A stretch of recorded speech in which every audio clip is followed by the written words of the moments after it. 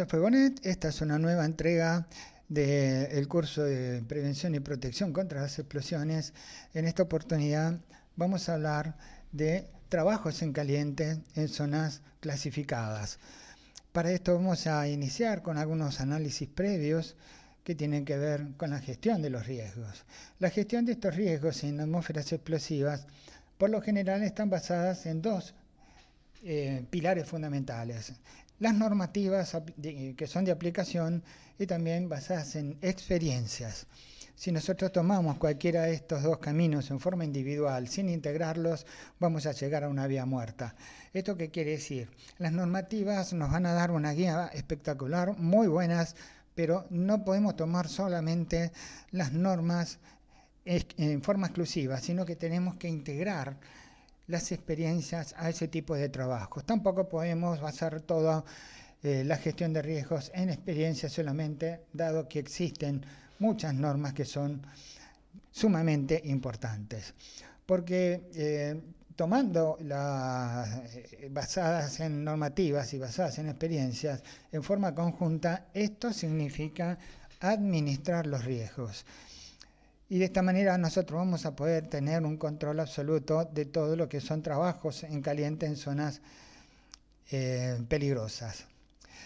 Los trabajos en caliente, las descargas estáticas y las desviaciones operativas pueden dar lugar a accidentes en atmósferas explosivas. Es decir, tenemos que tener cada una de estas variables controladas de alguna manera para evitar de que puedan ser causa de accidentes.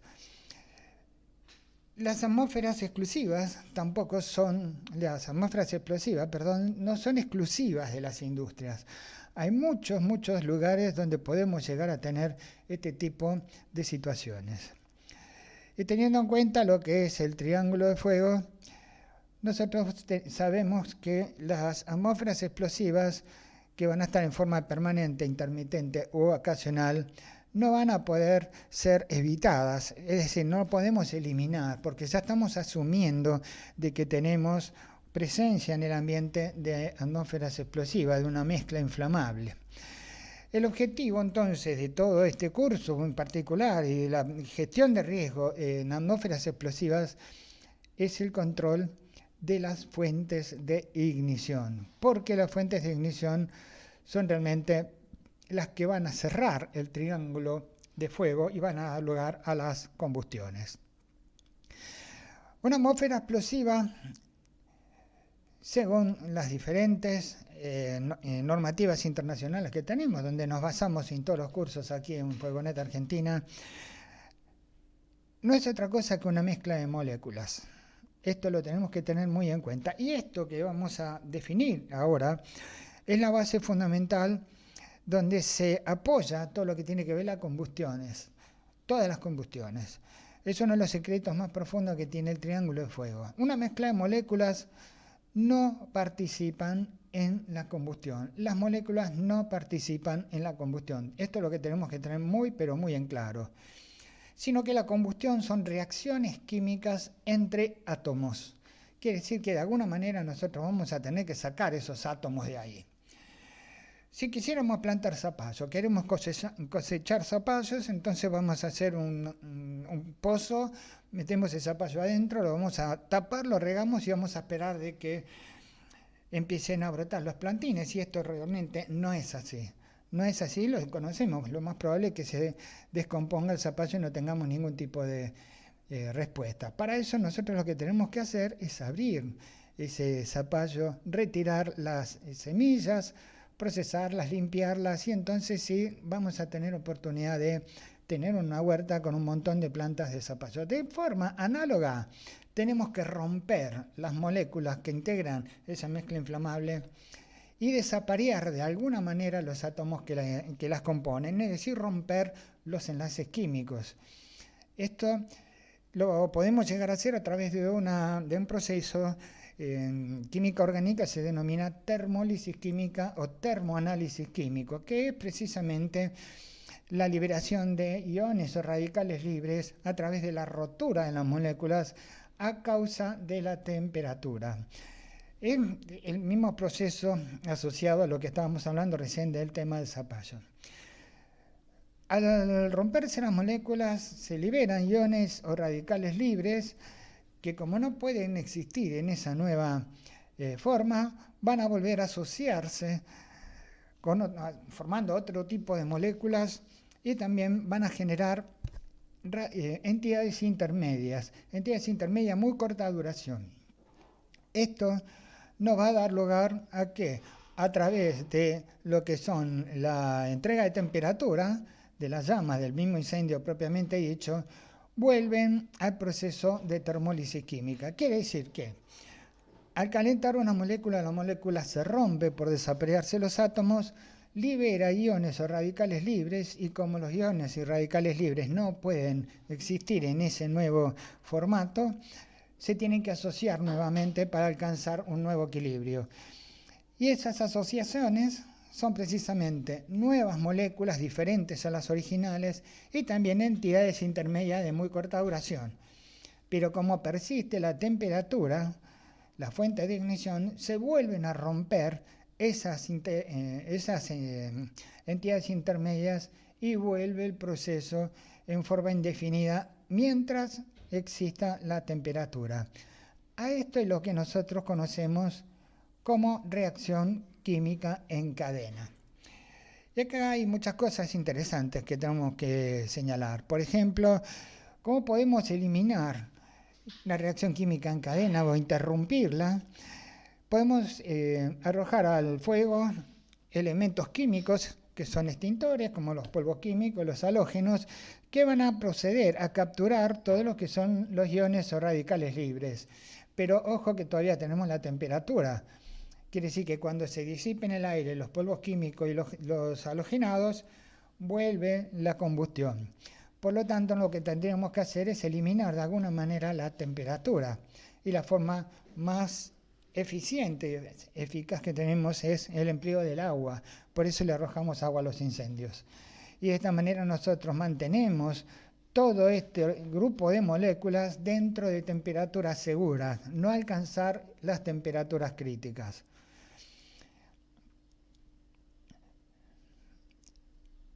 ¿Qué tenemos que hacer?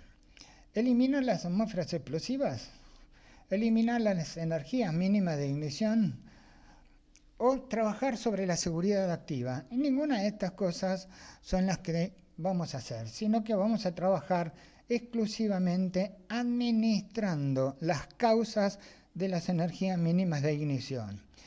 Esta energía mínima requerida se alcanza con creces en operaciones con fuegos abiertos, moladoras, soldaduras, descargas atmosféricas, calzón inadecuado y un montón de situaciones y elementos que estamos ingresando en una atmósfera peligrosa. Todos estos elementos deben ser administrados, se deben tener una auditoría muy precisa y un control muy preciso de todo este tipo de elementos. Para eso estamos elaborando las metodologías para recabar todos los datos posibles y hacer un análisis pero muy profundo antes de autorizar un trabajo en caliente en zona explosiva, porque son las energías mínimas de ignición que se introducen dentro de lo que es un área clasificada las que van a causar precisamente fuegos y sobre todo explosiones.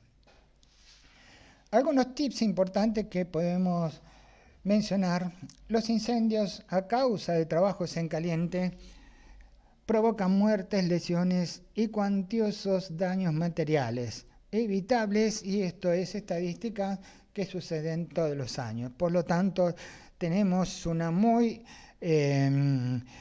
buena causa que tenemos que trabajar.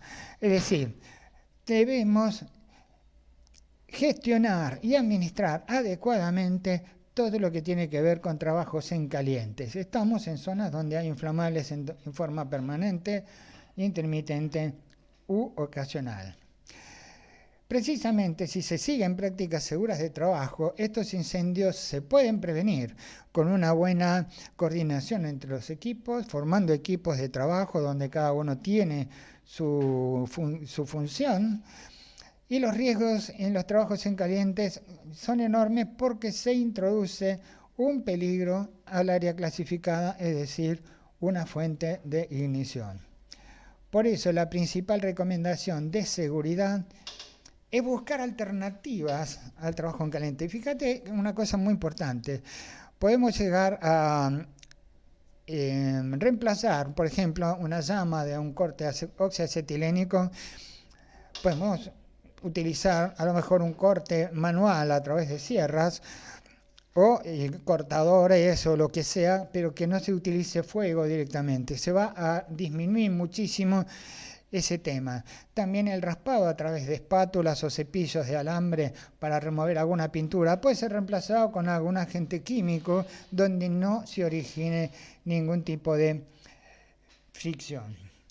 Volviendo al triángulo, entonces, podemos decir que los trabajos en calientes tienen el potencial de unir, de cerrar las tres partes del triángulo del fuego. Cierran el triángulo y acá es donde se inician las combustiones. Por otra parte, vamos a hablar de las normativas de aplicación que tenemos. La NFPA 51B, siempre decimos lo mismo, siempre digo lo mismo, que aquí en Fuegonet Argentina nos apoyamos muchísimo en las normas NFPA para todo tipo de actividad que desarrollamos. Se exige por referencia en esta norma y por ello el cumplimiento no es opcional. Es decir, las normas NFPA son normas de referencia, son documentos que nosotros vamos a tomar como una guía. Las normas no son normas, son recomendaciones, son documentos y son códigos, pero son de referencia, acá en Argentina, por ejemplo. Pero son muy importantes que las tengamos en cuenta porque son documentos extraordinarios, son muy completos, hechos con muchísima cantidad de profesionales, son equipos profesionales que están detrás de todo esto y aparte son muy, pero muy abarcativas, son una guía perfecta de trabajo. Las normas OSHA hacen referencia también en esta norma 51B en la subparte Q de la parte 1910. Son normas complementarias y también normas de referencia que se utilizan muchas veces en conjunto porque son complementarias. Y por supuesto no puede faltar el código de incendios, que es la NFPA número 1, que exige el cumplimiento de la NFPA 51B en su capítulo 4. Es decir, todas estas normas están complementadas de tal manera de que es un conjunto normativo de extraordinaria importancia, aunque sean normas de referencia. Algunas recomendaciones que te podemos dar de esto: siempre tenés que identificar las alternativas de trabajo al caliente, algunos peligros que se pueden evitar si hay métodos alternativos. Estas son algunas opciones que tenemos. Al respecto, te quiero comentar que muchas veces lo más indicado es una reunión previa de todos los actores que van a estar trabajando dentro del lugar clasificado. Es decir, el equipo de trabajo completo tiene que reunirse para coordinar, para ver cómo se va a definir, cómo es el protocolo de las acciones que se van a llevar a cabo, qué tipo de herramientas, y ahí es donde se puede analizar si hay alternativas para minimizar absolutamente cualquier tipo de fuentes de ignición. Aquellas que son irreemplazables, obviamente las vamos a tener que gestionar de manera aparte. Por ejemplo, podríamos utilizar tuberías roscadas o con brigas o con abrazaderas en lugar de tuberías soldadas. Podemos trabajar con cizallas hidráulicas manuales en vez de emplear un soplete o oxicorte. Fijación mediante pernos o perfilado de tuberías en vez de soldar soportes. Sujetadores accionados por aire comprimido, que son elementos para ayudarnos a fijar los elementos que tenemos que acoplar, por ejemplo. Por otra parte, tenemos que reconocer, evaluar y controlar, de acuerdo a lo que nos indica la 51B de la NFPA, reconocer determinar si existen, antes de comenzar el trabajo en caliente, todos los riesgos que podemos llegar a identificar. Para eso hay que hacer una reunión de los equipos, diagramar tareas, asignación de roles. Asignación de roles, no puede haber múltiples roles entre los equipos, los integrantes de los equipos. Reconocimiento de campo, conocer los diagramas de flujo de las instalaciones. Esto es fundamental, porque acá es donde tenemos que coordinar todo con los equipos operativos, los que están a cargo de la instalación. Y también los sistemas de seguridad operativa. Muchas veces debemos trabajar en áreas clasificadas y por alguna causa especial se tienen que sacar fuera de servicio instalaciones contra incendios. Puede ser una red de rociadores, puede ser la red de incendio en sí misma, porque bueno, hay que hacer algún tipo de un trabajo muy grande sobre los sistemas de proceso. Y aquí es donde tenemos que hablar de la seguridad operativa y cuál es la alternativa a esos sistemas que nosotros estamos sacando fuera de servicio. Esto es muy importante tenerlo presente, evaluarlo y no correr en el momento que se produce un incidente a ver qué se puede hacer. Por otra parte, diseñar, seleccionar e implementar el sistema de seguridad a utilizar, sea trabajos en espacios confinados, trabajos en altura, las carpas de seguridad que tenemos que montar en lugares donde se hacen amolados, por ejemplo, que ya vamos a hablar de todo eso. Por otra parte, evaluar, determinar si existen peligros, especialmente aquellos que pueden generar un incendio, es decir, presencia de líquidos, posibles gases inflamables que puedan escapar, combustibles y combustiones simples sobre, por ejemplo, puede haber pasto o cartones o elementos sólidos que pueden entrar en combustión. Todo esto hay que hacerlo, hay que identificarlo con una muy buena auditoría que tenemos que tener.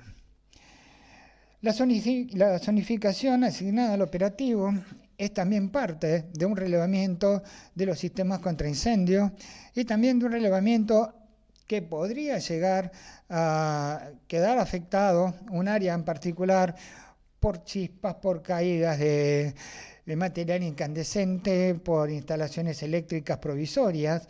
Tenemos que definir cuál es la zona afectada y está asignada al operativo. Mediante la identificación, la cuantificación y evaluación de puntos de emisión de gases y vapores, esto también lo tenemos que identificar junto con los responsables operativos de la instalación. Indicamientos fijos, los indicamientos son contenciones que vamos a tener en una instalación de tanques o lo que fuera, para, si se llega a ver algún derrame a quedar contenido, eso es un indicamiento.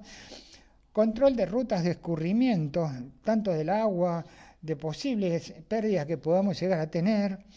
Desvío de flujo, válvulas de seguridad y similares, sobre todo cuando en el área asignada a los trabajos podríamos llegar a tener presencia de válvulas de seguridad que ventean a la atmósfera. Esto lo tenemos que identificar muy bien y señalarlas, es decir, señalizarlas y en casos que sea necesario conectar con líneas provisorias para que el escape, en caso de que suceda, quede fuera del área de operaciones. Eliminación de posibles combustibles presentes en el área, pastos, madera, resto de combustibles, etc.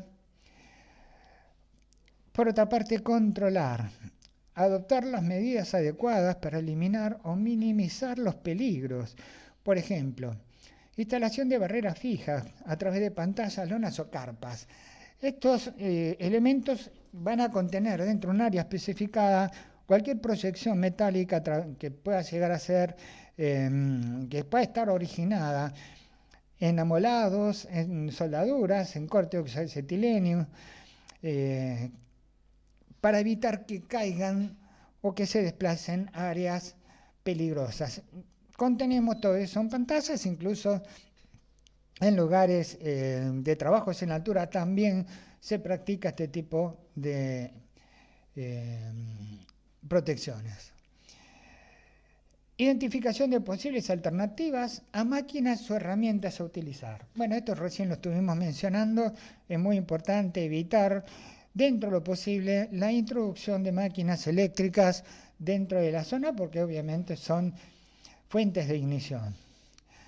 Una adopción también del sistema de monitoreo, es decir, una vigilancia permanente dentro del área asignada a través de la toma de muestra, a través de la toma de atmósferas inflamables en el lugar de trabajo, pero también en los alrededores. Estamos vigilando permanentemente, por eso hay una asignación de roles. Esta asignación de roles, por ejemplo, en el monitoreo atmosférico dentro de la zona asignada, está a cargo de la persona de seguridad, un auxiliar de seguridad. No es el único, muchas veces necesitamos un equipo de 2 o más responsables de seguridad.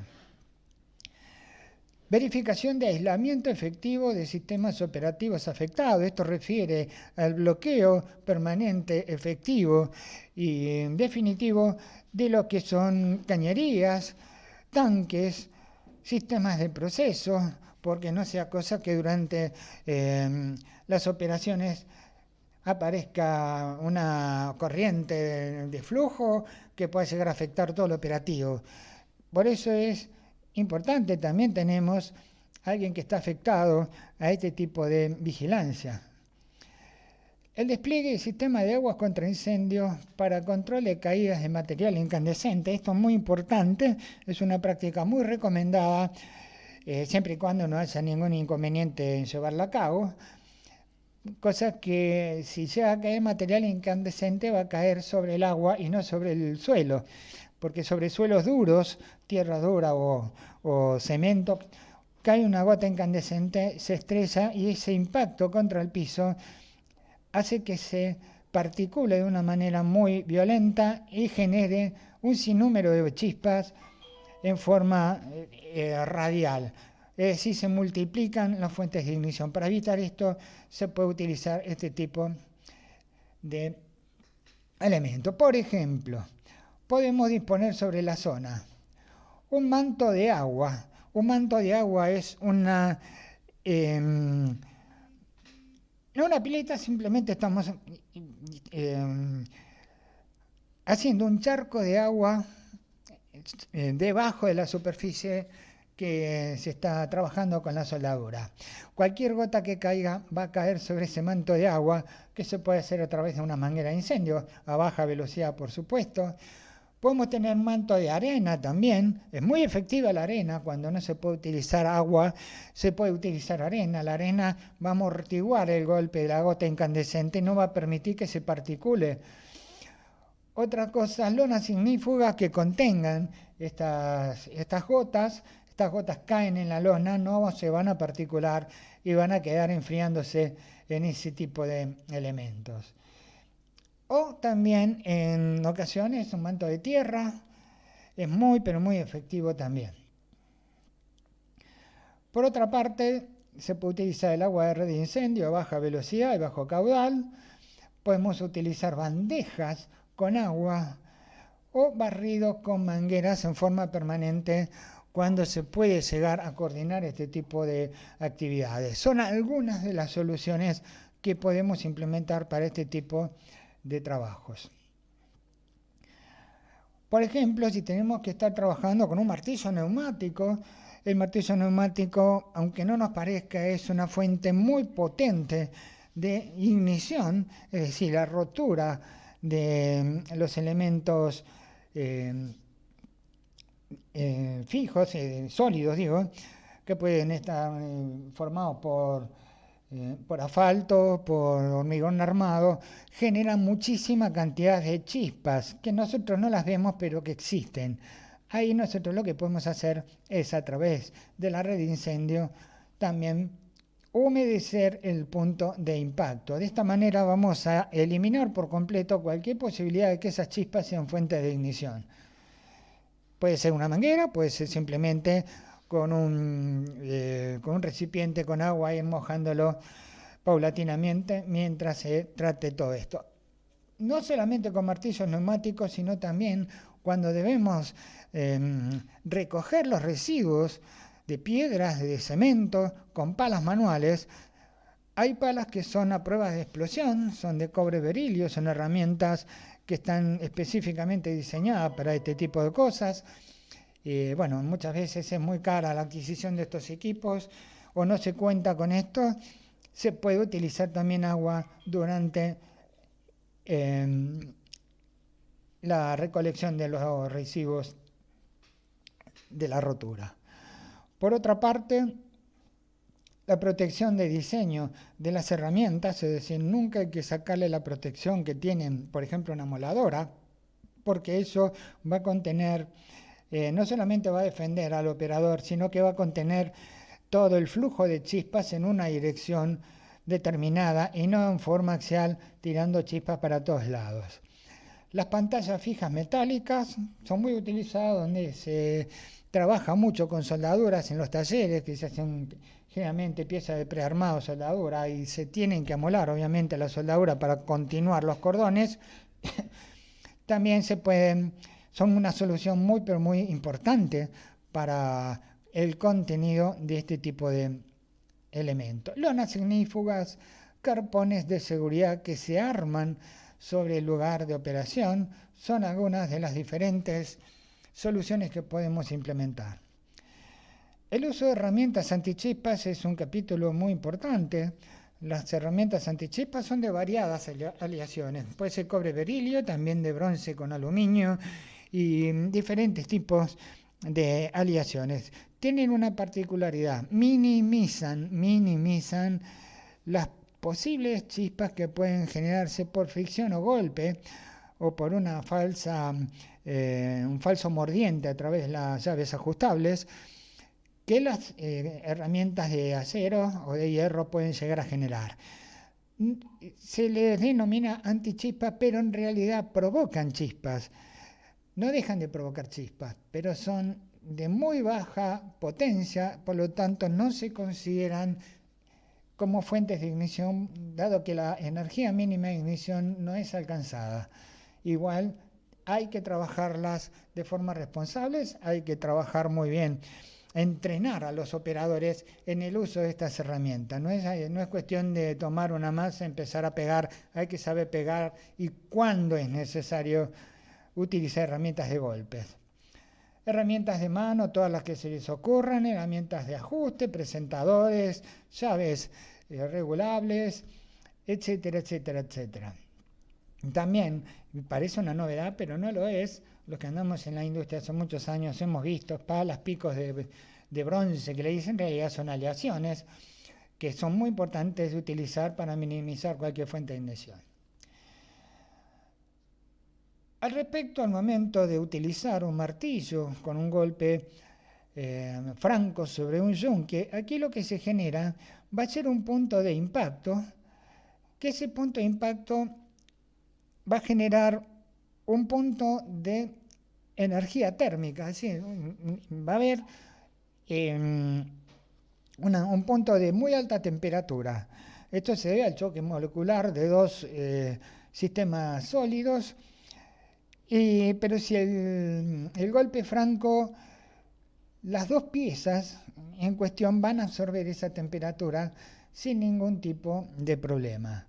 El tema es cuando se da un golpe en falso, esa absorción de temperatura no existe y por lo tanto ahí es donde nace la chispa por un falso golpe. Por eso es muy importante utilizar herramientas que son a prueba de explosión. Un golpe falso desprende chispas y ese escape de partículas incandescentes es una fuente de ignición porque tiene potencia necesaria y alcanza la energía mínima.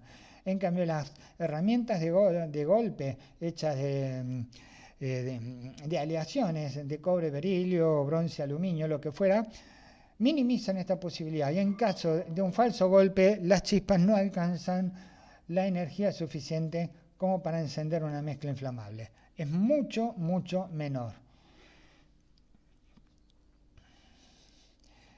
Para que tengan idea, en el caso de las herramientas de acero, en el caso martillo contra un yunque se alcanzan temperaturas puntuales de 2200 grados centígrados. Y utilizando para la misma operación una masa, un martillo de cobre berilio, por ejemplo, las temperaturas no superan los 450 grados centígrados. Quiere decir que acá tenemos realmente un dato más que interesante como para poder definir por qué hay que utilizar una herramienta de esta naturaleza. Trabajo en caliente es una actividad que implica la utilización de llamas abiertas y que libera calor o produce material incandescente en forma de chispas. Y podemos llegar a tener, por ejemplo, en el área las que son instalaciones provisorias eléctricas. Este tipo de elementos, si no tenemos realmente una buena auditoría, van a provocar explosiones, chispas, fuentes de ignición, incendios, cortocircuitos, dado que son elementos que generalmente no están regulados. Y lo que tenemos que hacer nosotros es precisamente proceder a la regulación de esos elementos. Con inspecciones previas tiene que haber una cierta calidad en los materiales, dependiendo la potencia de la herramienta o elemento que nosotros tenemos que utilizar, van a ir también los diámetros necesarios de los conductores. Es decir, tiene que estar todo absolutamente relacionado y con fichas de seguridad que no tengan que ser acopladas en el área inflamable. Por lo general todo esto se conecta y hay un tablero ubicado fuera de la zona que es el que va a estar trabajando alguien con el comando de estos elementos. Algo muy, muy importante para tener en cuenta. Pasamos ahora a las herramientas administrativas a través de un permiso de trabajos en caliente. Es un documento que va a estar expedido por la autoridad competente con el fin de autorizar el desempeño de una actividad específica. El permiso ayuda a reconocer posibles peligros a las personas que otorga la autorización. Esto es resultado de una excelente auditoría que hay que hacer. Previo, ¿qué tienen que hacer? ¿Cuál es el trabajo? Definir el área, hacer una auditoría en conjunto y profunda, ver por dónde, cómo es el diagrama de flujo, si hay elementos de almacenaje que tengan que ser o no inertizados, es decir, definir perfectamente bien con lujo de detalle, y precisamente los detalles son los que más en cuenta hay que tener. Esto lo va a llevar a cabo el responsable de seguridad, el responsable operativo y también el responsable de los trabajos que se van a llevar a cabo. Por supuesto, no puede faltar el responsable o la guardia de incendios. Los modelos de permisos en trabajos en caliente hay muchos, depende mucho más que nada se amoldan al tipo de actividad que al tipo de empresa donde vamos a estar trabajando, al tipo de instalaciones. Algunos son más simples, otros son mucho más complejos, algunos lo va a autorizar una persona, otro un grupo de personas que va a estar en forma escalonada, de acuerdo a la jerarquía, para de esta manera lograr llegar a un documento que especifique perfectamente bien qué es lo que vamos a llevar a cabo en el lugar. El individuo que autoriza el permiso es un empleado de la empresa, no un contratista. El contratista nunca autoriza un permiso en trabajo en caliente. Esto que quede claro, por favor. Que va a estar asignado por la alta gerencia que se encarga de autorizar el permiso de trabajo en caliente. Generalmente es el responsable de seguridad. Es responsable de la implementación y adecuado manejo del programa de trabajo en caliente. Si bien existen protocolos para formar, diagramar todo esto, los protocolos nos dan una idea de lo que tenemos que hacer, pero la auditoría es la que va a definir finalmente cuáles son las exigencias que nosotros vamos a poner en el permiso de trabajo respecto a lo que se va a llevar a cabo. En la Argentina, el individuo que está autorizado para generar el permiso de trabajo es frecuentemente asignado a supervisores de turnos, técnicos o ingenieros de seguridad, entre otros. Esto debe estar autorizado por escrito. ¿Quién es el que va a autorizar? El operario en trabajo en caliente es el empleado de la empresa encargado de realizar el trabajo en caliente, es decir, quien va a operar todas las herramientas necesarias. Una guardia de incendio, el Fire Watch, es un empleado o contratista capacitado por la empresa encargado de estar atento a cualquier chispa dispersa, fuego sin llama u otros peligros de incendio en lo que debe actuar, proporcionando una respuesta inicial ante incendio.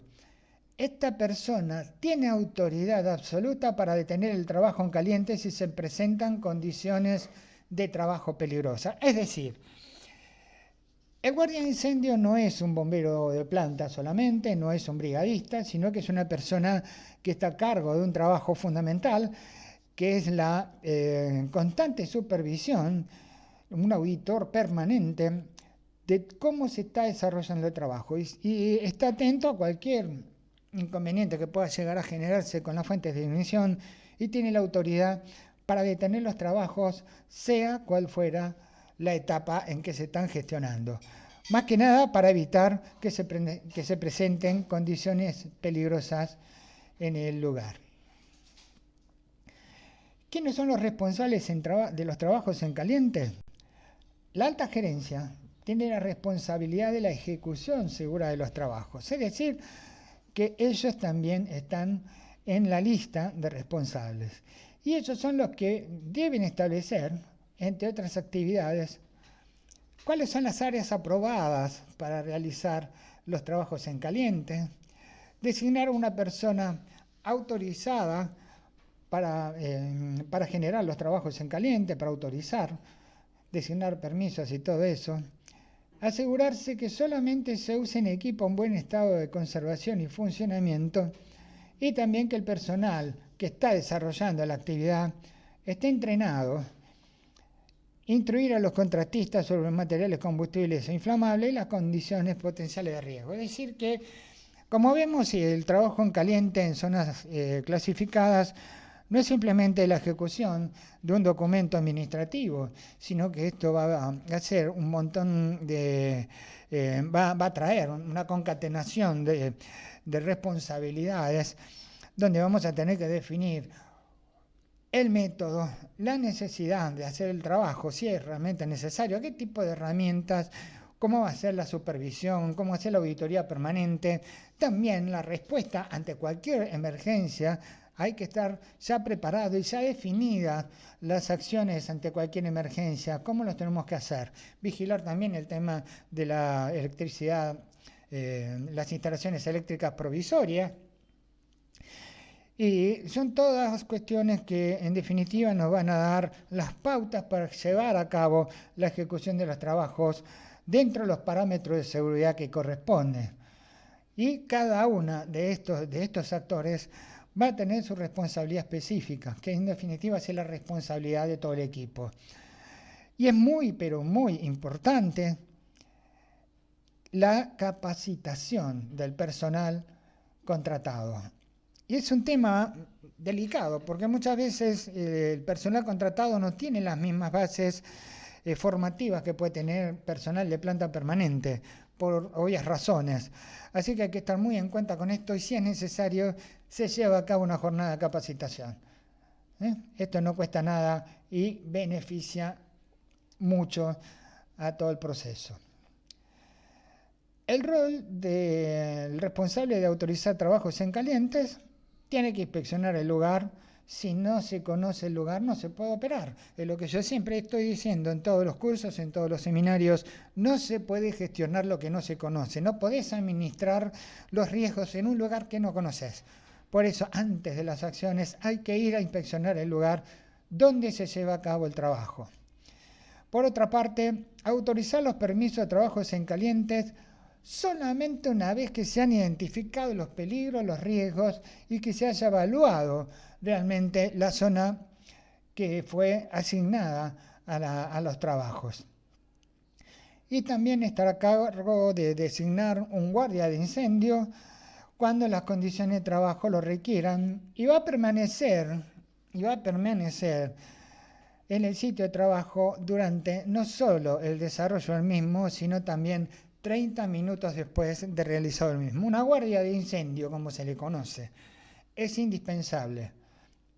Y realizar finalmente la inspección definitiva de abandono del lugar de trabajo para garantizar que la misma no presenta ningún tipo de riesgo residual. Los trabajos en caliente con contratistas. Se debe realizar un trabajo en caliente, tanto el contratista como la alta gerencia o jefatura de seguridad de la empresa se deben reunir para acordar los procedimientos. Es lo que estamos mencionando. También cuáles son las normas de seguridad que se van a implementar, cómo está el tema de la capacitación previa, de los medios de evacuación, por ejemplo, cuáles son las protecciones que van a exigirse, no solamente la protección operativa, sino también la protección personal. Esto es muy, muy importante y tiene que ser protección de calidad. Y el contratista debe conocer muy bien cuál es el procedimiento de emergencia y con quién debe comunicarse en caso de requerirlo. Esto es algo indispensable y que va a ayudar muchísimo en alcanzar niveles de seguridad muy altos. También la detección y la extinción de incendios en toda el área se deberá contar, aparte de las instalaciones fijas y las instalaciones que cuenta el lugar, con extintores portátiles adicionales en el área donde se van a desarrollar los trabajos en calientes.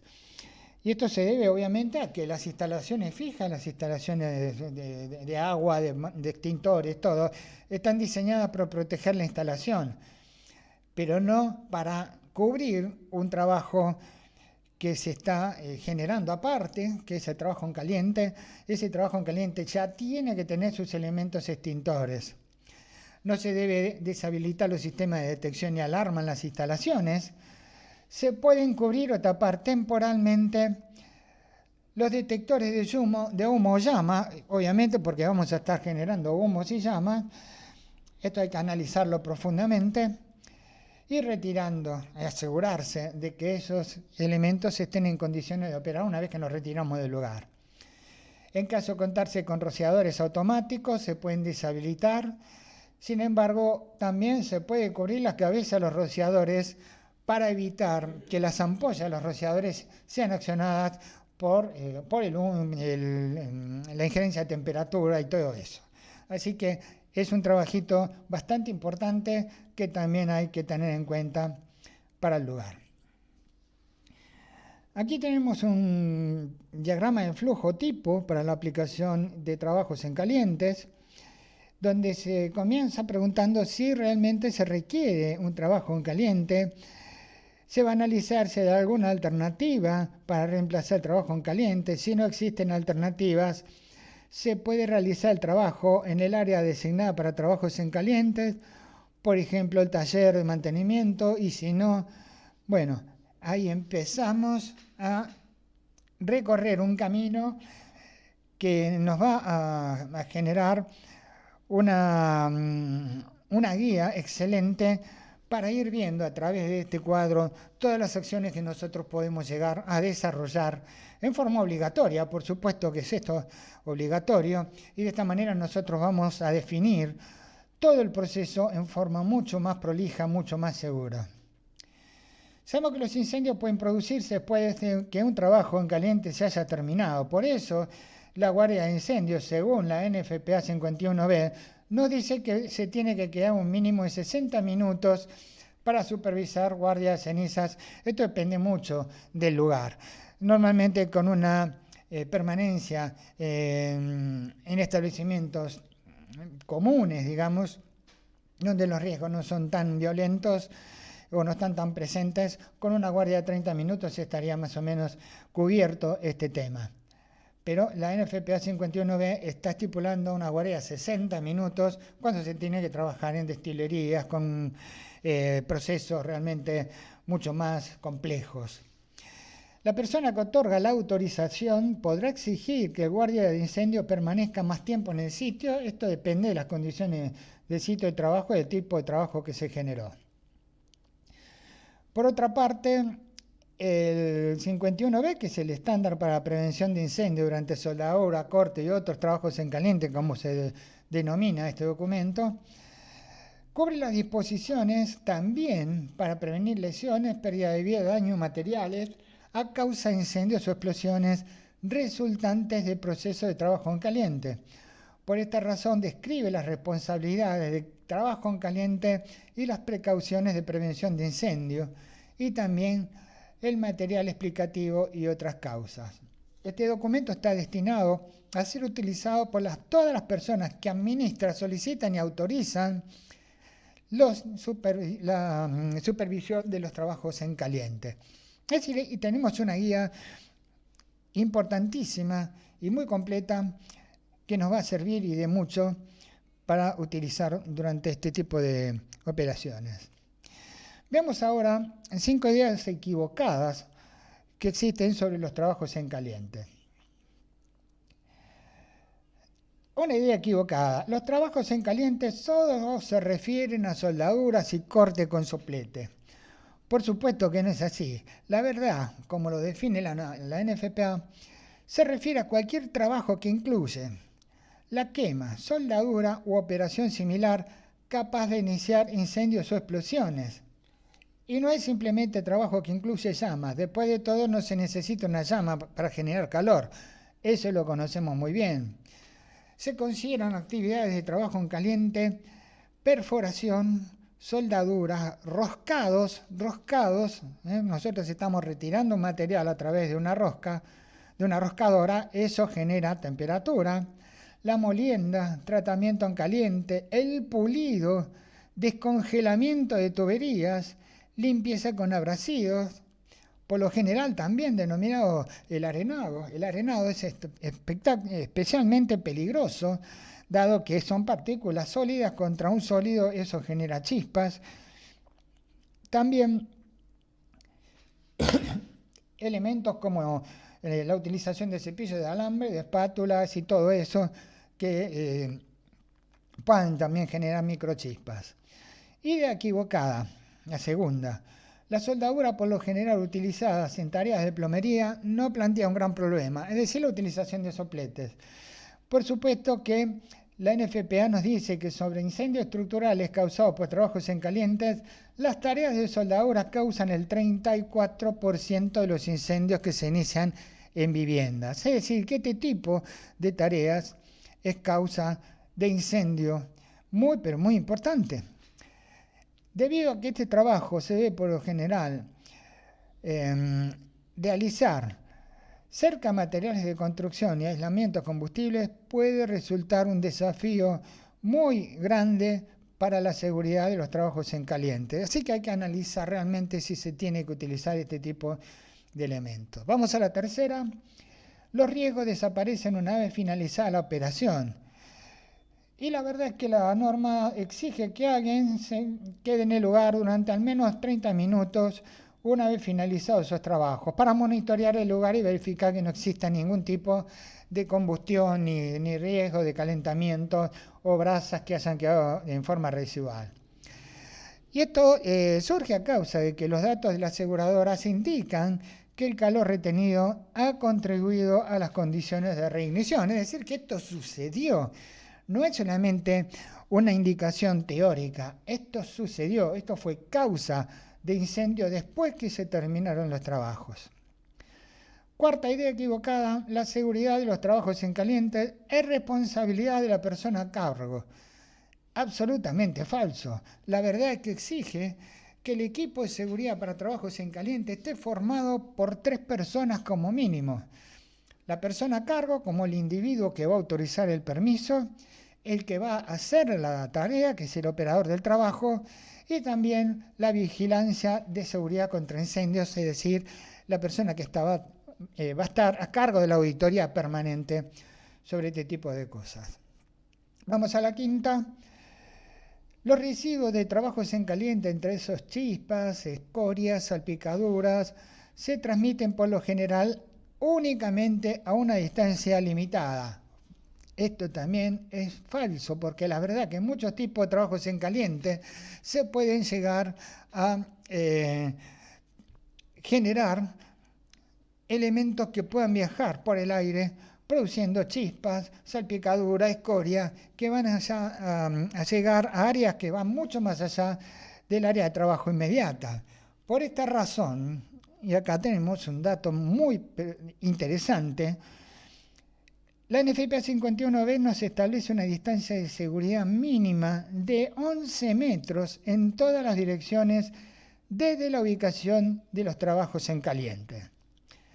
Esto no es un capricho, esto es un estudio por parte de las proyecciones, es decir, esta distancia es la distancia mínima, únicamente distancia mínima, podemos tomar una distancia mayor.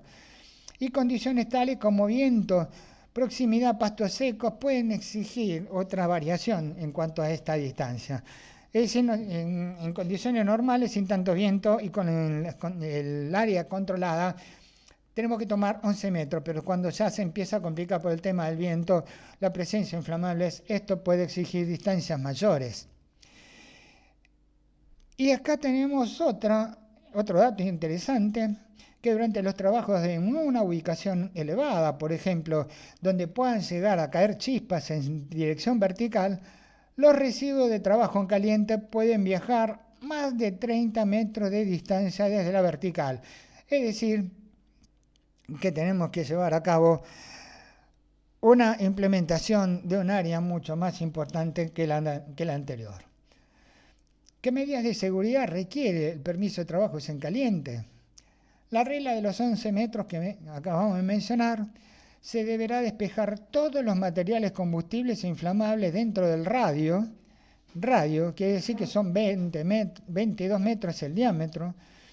Cuando no sea posible retirar los productos combustibles, se deben cubrir con mantas resistentes al fuego y designar, a su vez, un guardia de incendio durante esta tarea. Los pisos y generalmente toda la superficie dentro de ese lugar se debe limpiar para eliminar el polvo que puedan tener y otros combustibles acumulados. Se deberá cubrir y proteger todas las aberturas y grietas en paredes, como drenaje, conductos que puedan convertirse en un camino para transportar material de un lado a otro.